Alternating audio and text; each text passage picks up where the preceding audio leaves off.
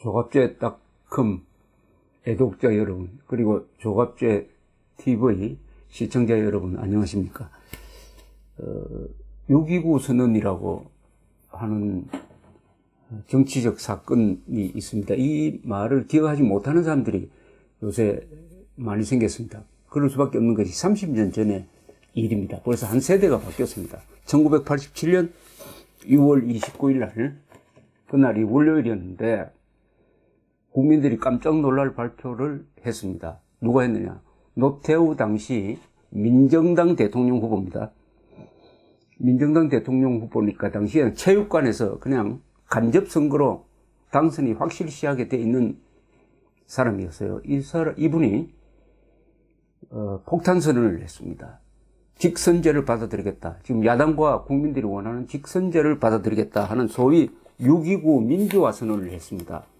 이 6.29 민주화 선언을 한 날로부터 30년이 흘렀습니다. 이 30년 사이에 한국은 선거를 통해서 정권이 교체되는 이 전통을 이어가고 있습니다.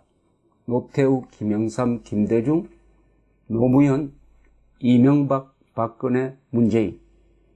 벌써 7명의 직선제 대통령이 나왔습니다. 물론 그전에도 있었죠.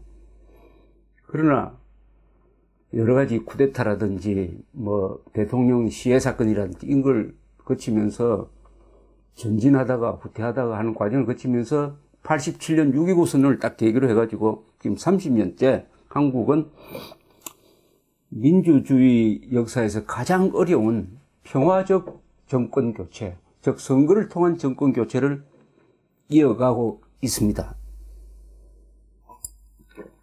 이 선거를 통한 정권 교체의 이 전통이 앞으로도 계속 이어갈 것이냐 하는 것은 사실은 장담하기 어렵습니다.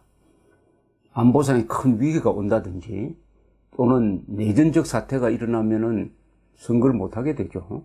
그러면 민주주의도 죽는 거죠. 이 선거를 통한 정권 교체의 이 전통이 30년인데 이 30년으로는 부족합니다. 더 오래 가야 하는 것입니다.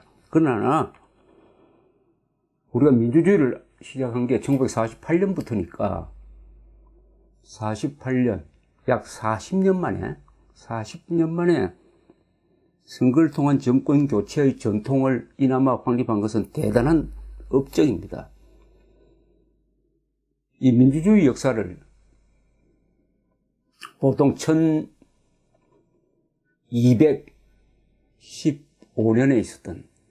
1215년에 있었던 마그나 카르타 대장전으로부터 계산을 합니다. 영국에서 귀족들이 반란을 일으켜가지고 영국의 존 왕과 타결을 봅니다.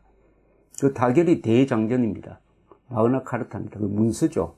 그 문서를 통해서 국회 그리고 구속영장 없이는 사람을 잡아낼 수 없다는 등등의 몇 가지 기본적인 이 권리가 서류상 보장됩니다. 그것을 근거로 해가지고 이 민주주의를 발전시켜 나가는데 이 전쟁을 하지 않고 암살을 하지 않고 쿠데타를 하지 않고 정권을 교체하는 이 전통이 확립되는 데는 400년 이상 걸렸습니다.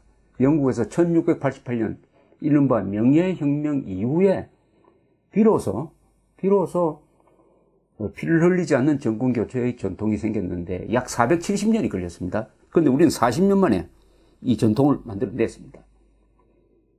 그러나 영국 사람보다 우리가 10배나 똑똑한 건 아니기 때문에 이 선거를 통한 정권 교체의 전통이 위협받고 위기에 처할 가능성을 우리가 배제할 수 없다. 이렇게 좀 겸허하게 받아들여야 될 것이라고 생각합니다. 어쨌든 1987년 6.29 선언은 한국 역사의 특히 민주주의 건설 역사에서의 획기적인 사건이었습니다. 이것이 획기적이라는 것은 피를 흘리지 않았다는 사실입니다. 1987년 6월에는 학생뿐만 아니라 종교인들, 직장인들이 다 직선제를 요구를 하면서 한 달 동안 전국적인 시위를 벌였습니다. 다행히 거기에 대한 진압을 아주 슬기롭게 해서 사망자가 한두 명밖에 발생하지 않았습니다. 사망자가. 그 어마어마한 규모의 시위인데, 그때쯤 가면 우리 경찰의 시위 진압 기술이 세계 최고입니다. 물론 최루탄은 많이 던졌죠. 그때 최루탄 때문에 눈물 흘린 분들 많이 계실 것이라고 생각을 합니다. 그래서 학생들, 야당, 일반적 국민들의 직선제 요구를 당시에 전두환 정권이 받았습니다. 전두환 대통령과 차기 대통령으로 거의 확실시되던 노태우 후보가 기득권을 포기하고 직선제로 하자 하는 결정을 한 것이 바로 6.29 선언입니다. 이 6.29 선언 내용에는 대통령 직선제 개헌 이외에 공명한 선거 관리를 하겠다. 김대중 씨를 사면 복권해서 출마하도록 하겠다. 국민 기본권을 보장하겠다. 언론 규제를 철폐하겠다. 지방자치와 사회단체의 자유를 보장한다. 지방자치입니다. 지방자치와 사회단체의 자유를 보장한다. 정당 활동을 보장한다. 사회 정화를 한다. 이런 8개 항의 선언이 들어가 있었습니다.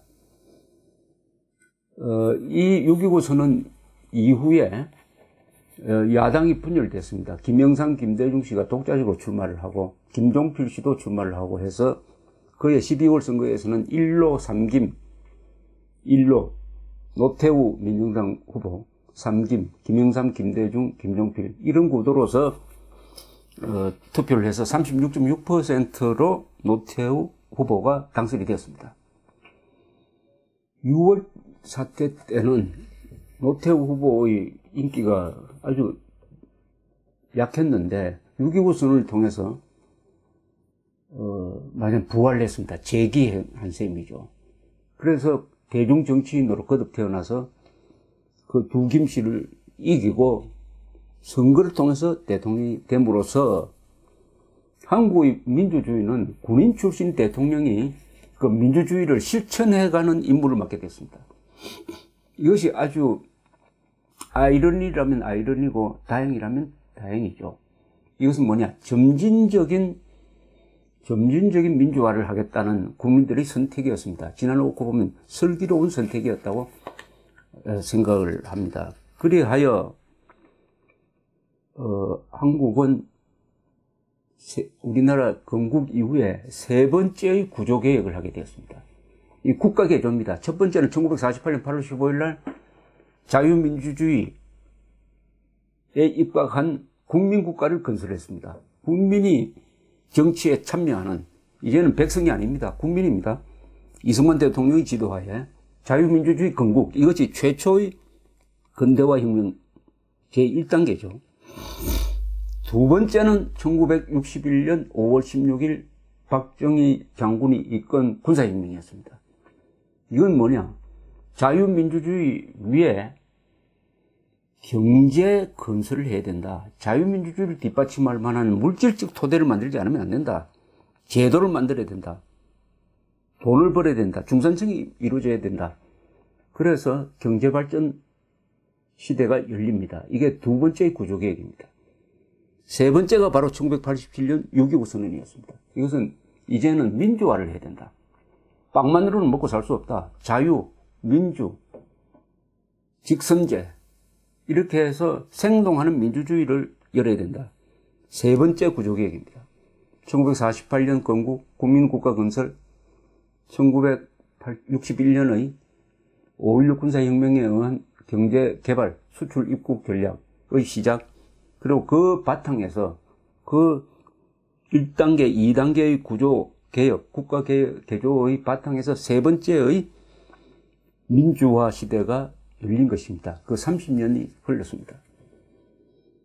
그 주인공은 노태우 대통령이죠. 최초의 6.29 발상을 한 이는 전두환 대통령이지만은 그 전두환 대통령의 요청을 받아들여가지고 기득권을 포기하고 직선제 선거를 통해서 대통령이 되겠다는 결심을 한 사람은 노태우 당시 민정당 대표 겸 후보이고 또 대통령이 된 다음에 여기서 약속했던 6.29 선언 8개항을 실천해 간 사람, 민주화를 실천해 간 사람은 노태우 대통령이니까 6.29 선언의 주인공은 노태우 대통령, 연출가는 전두환 대통령, 이렇게 정리를 할 수 있을 것입니다. 자, 이 1987년에 민주화가 이루어지고 직선제 개헌을 통해서 국민들이 뽑은 대통령이 등장하니까 한국을 보는 눈이 이제는 달라졌습니다. 그 전만 해도 한국은 군사정권이라든지 아니면 권위주의 정권이라든지 심하게 말하면 독재 정권이라든지 이렇게 해가지고 국제사회에서 발언권이 매우 약했습니다.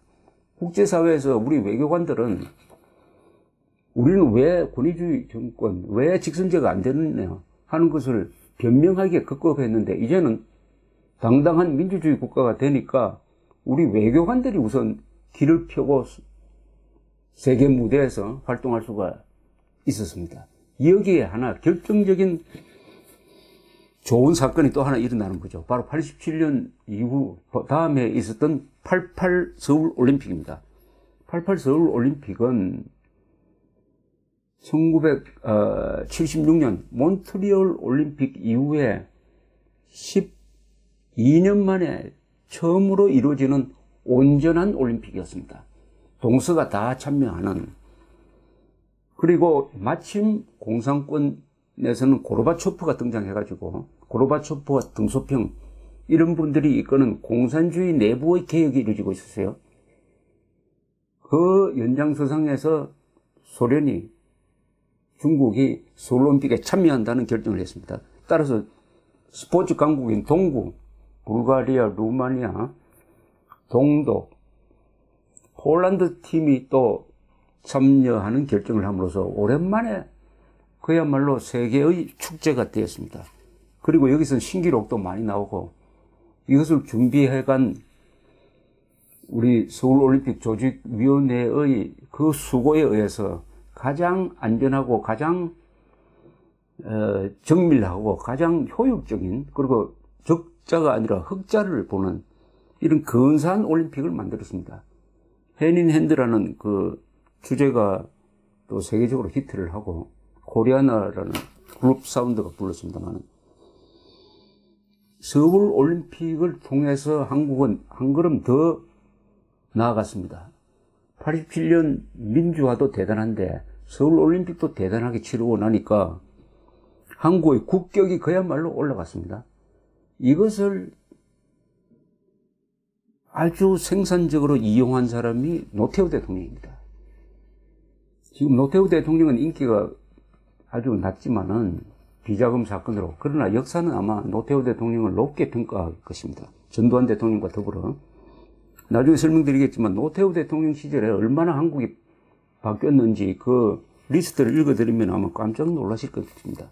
자, 87년, 88년, 89년 이 무렵은 또 세계사가 한 번 요동치는 해였습니다. 87년에 한국의 민주화가 이루어지고 88년에 서울올림픽이 이루어지고 89년에 동구 공산권 국가가 차례로 그 공산 정권이 무너지면서 자유화되기 시작했습니다. 89년, 87, 88, 89. 이 소용돌이 속에서 대한민국은 국가 진로를 잘 정했습니다. 노태우 대통령은 두 가지 도전이 있었습니다. 하나는 민주화를 해야 되는 도전이 있습니다. 민주주의를 실천하는 것은 얼마나 어렵습니까? 명령이라야 할 수가 없죠. 그때 시위가 많이 일어나고 또 국회의원 선거에서 여소야대가 발생을 해가지고 야당이 국회의 주도권을 잡았습니다. 언론도 오랜만에 맞은 언론 자유를 만끽하면서 정부 비판을 아주 세게 했습니다. 그때 노태우 대통령의 별명은 물태우였습니다. 물태우. 물렁하다. 물태우. 너무 약하다. 오늘 이 6.29 선언을 기념을 하는 학술 세미나가 열렸습니다. 6.29 민주화 선언과 한국 민주주의. 한국프레스센터 국제회의실 20층에서 열렸고 한국정당학회와 대한민국 역사박물관이 공동으로 주최를 했습니다. 이 세미나에서 어떤 분이 물태우란 말이 바로 한국의 민주화를 증명하는 말이었다, 이렇게 이야기했습니다. 대통령을 물태우라고 조롱할 수 있으니까 그게 민주화가 아니겠습니까? 그래서 이 기간은 아주 소란스러운 기간이었지만, 그러나 국가 질서의 근본이 무너지지 않았습니다. 당시에 법 질서를 유지하려는 아주 책임감이 강한 공무원들이 중요한 자리에 있었습니다. 그 중에 한 분이 김기춘 비서실장입니다. 당시에 이분이 검찰총장을 했어요. 그 혼란기 때 국법 질서를 잡는데 김기춘 검찰총장이 아주 중요한 역할을 했습니다. 요사이 이른바 블랙리스트로 재판에서 구속이 돼가지고 몸이 좋지 않는데도 재판 받고 있는 걸 보니까 참 안쓰럽기도 하고, 그분한테 씌워진 이 이른바 블랙리스트라는 게 이게 죄도 안 되는 건데, 저렇게 국가에 공이 많은, 한국 민주화에 공이 많은 분을 저렇게 잔인하게 대우해야 되는지 참 한탄스럽지만은, 어쨌든 1987년, 88년, 89년, 90년 이 무렵에 민주주의를 수행해야 될 노태우 대통령은 그 특유의 인내심으로서 물태우는 욕까지 받아가면서 공권력을 집행하는 것을 상당히 자제해 가면서 이분의 생각은 이랬습니다. 문제가 생길 때마다 경찰이 들어가서 해결하면 안 된다. 문제 당사자들이 스스로 자율적으로 해결하는 노력을 먼저 보여야 되는 거 아니냐, 이런 이야기를 하기도 했습니다. 그런 과정에서 공권력을 꼭 집행해야 될 때 안 하는 경우도 있었죠. 또 동의대학에서는 학생들이 화염병을 던져가지고 진화받은 경찰관이 7명이나 불타 죽는 이런 사건도 있었고, 여러 소란이 있었지만은 그러나 계엄령을 펴지 않고 이 5년간의 민주화를 이루어가는 이 과정에서 국제적인 큰 변화가 왔습니다. 공산권이 무너졌습니다. 여기에 노태우 대통령은 주도적으로 그 상황을 이용을 했습니다. 그것을 할 수 있었던 것은 88 올림픽입니다.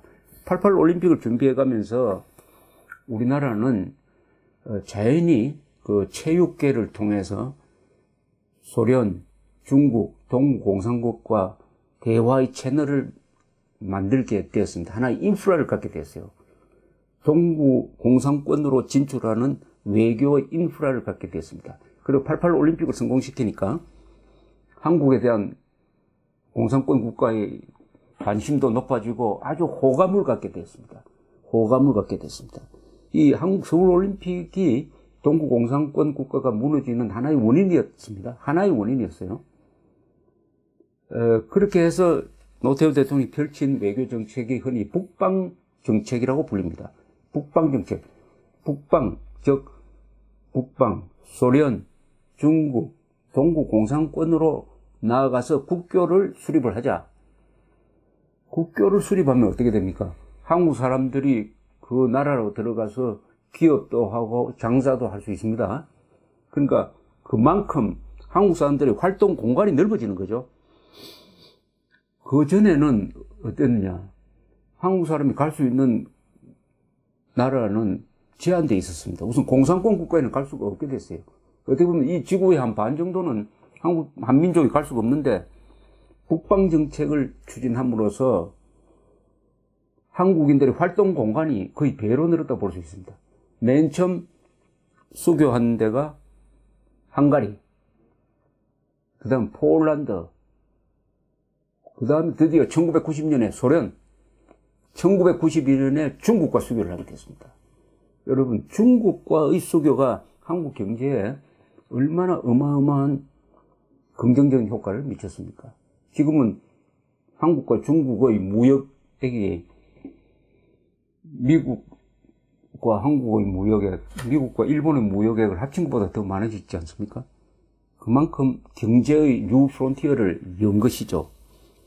동시에 나중에는 베트남과도 원수지간이던 베트남과도 수교하게 되었습니다. 즉 87년 민주화, 88년 서울올림픽, 89년 공산권 붕괴, 이 흐름을 탄 노태우 대통령의 적극적인 주도적인 북방정책에 의해서 한국인들은 북한을 빼고 세계 어느 나라를 갈 수 있는 활동 공간, 즉 경제적 활동 공간이라든지 문화적 활동 공간, 여러 활동 공간이 넓어졌다.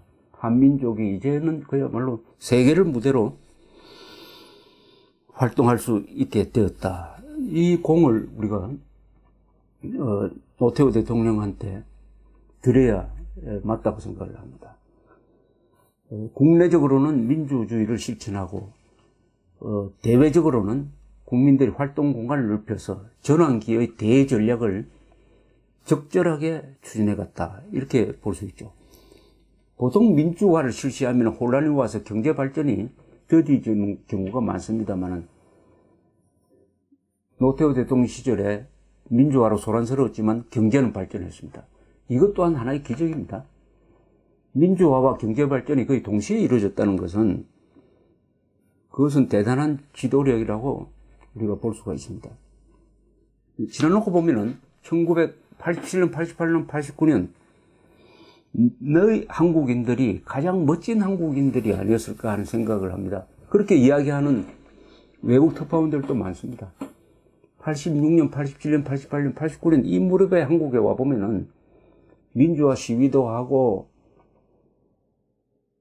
올림픽 준비도 하고 서로 싸우기도 하고 하는데 뭔가 한국 사람들이 멋져 보이고 열심히 일하고 열심히 데모도 하고 에너지가 넘치고 분위기가 밝았다 하는 이야기를 합니다.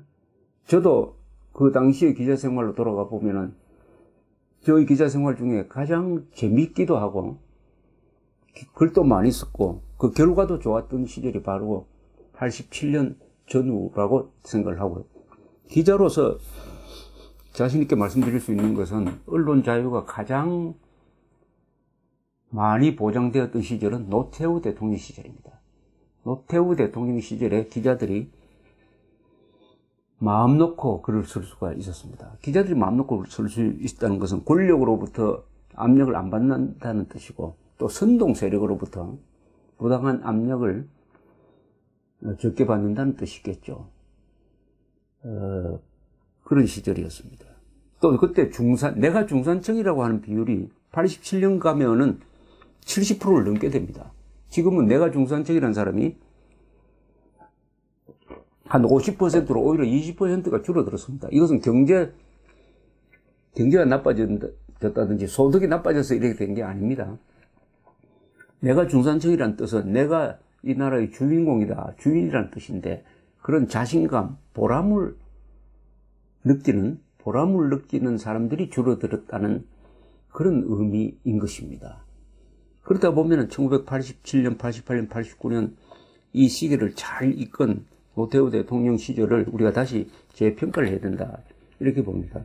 그때 통계를 보면 1987년에 1인당 국민소득이 3,200달러였는데 노태우 대통령 시절 5년 사이에 그게 2배 이상 늘었습니다. 7,200달러, 1인당 국민소득이 7,200달러로 늘었습니다.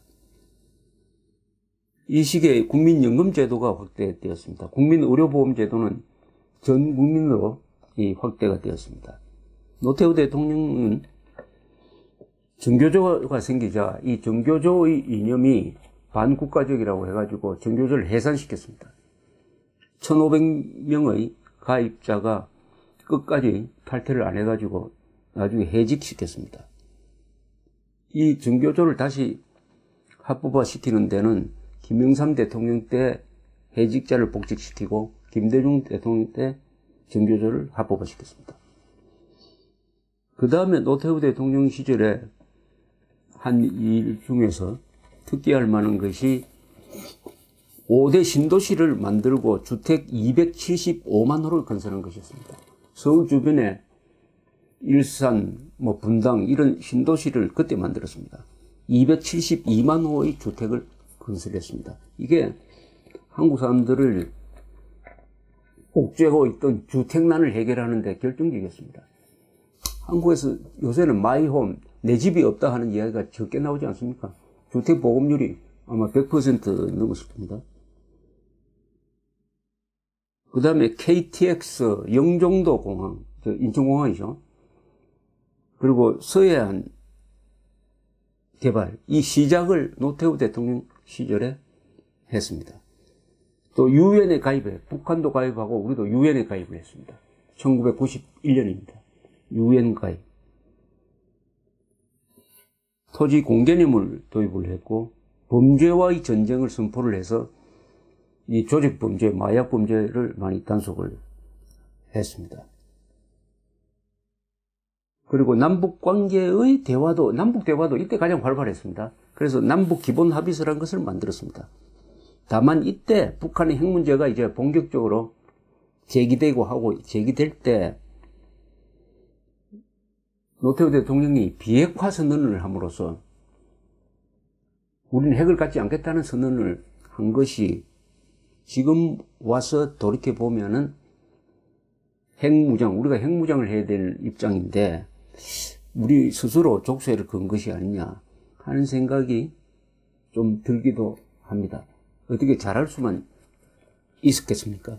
그래하여 이 87년 6월 29일의 6.29 선언은 단순히 민주화만 가져온 것이 아니고 직선제만 가져온 것이 아니고 그것을 통해서 경제적, 외교적 분야에 파급 효과를 광범위하게 미침으로써 한국이 권위주의 국가에서 민주주의 국가로 탈바꿈하는데 결정적인 계기가 이루어졌고, 이런 대국가 변화는, 이런 국가 개조는 외국의 경우에 보면은 보통 피를 흘리면서 이루어지는 경우가 많은데 한국은 평화적으로 이루어지게 되었다. 평화적으로 이루어지게 됐다.